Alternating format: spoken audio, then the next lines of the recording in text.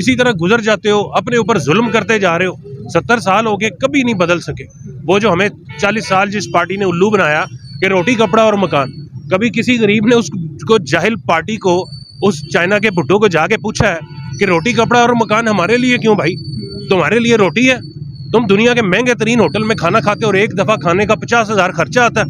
हमें सिर्फ रोटी 15 रुपए वाली जिसमें मैदा मिला हो, जो जली हो एक तरफ से।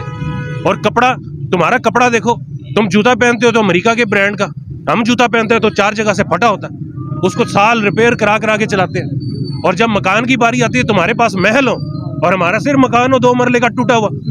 हम इसी में मर गए, रोटी कपड़ा और मकान, और उसी पे हम लगे हुए। आगे नहीं जानना चाहते, अपने बच्चों को आगे नहीं ले जाना चाहते। आपको पता है ना सबको, कि या नहीं पता तो मैं बताता हूँ कि ये जो बंदा अंदर बैठा हुआ ना, इसने पहली दफ़ा कोशिश की कि पाकिस्तान में एक ही तालीम हो, गरीब का बच्चा हो या बिलावल भुट्टो का बच्चा, एक ही यूनिवर्सिटी में, एक इदारे में पढ़े, एक ही किताब हो दोनों की, और फिर पता लगेगा बिलावल कितना लायक है और किसी गरीब का बच्चा कितना लायक है।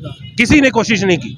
माफिया, अमीर लोग, ये सारे के सारे इतनी चीज पे उसके खिलाफ हैं। ये बड़े बड़े स्कूल उसके खिलाफ हैं कि ये क्यों एक तालीम करना चाहता है। वो इसलिए करना चाहता है कि तुम लोग जो सिर्फ मुझे देख रहे हो या यहाँ से गुजर रहे हो, तुम्हारे बच्चे भी किसी अच्छे स्कूल में पढ़े, तुम्हारे बच्चे भी कुछ अच्छा करके दिखाए। अमीर को फिर पता लगेगा जिस वक्त मुकाबला होगा।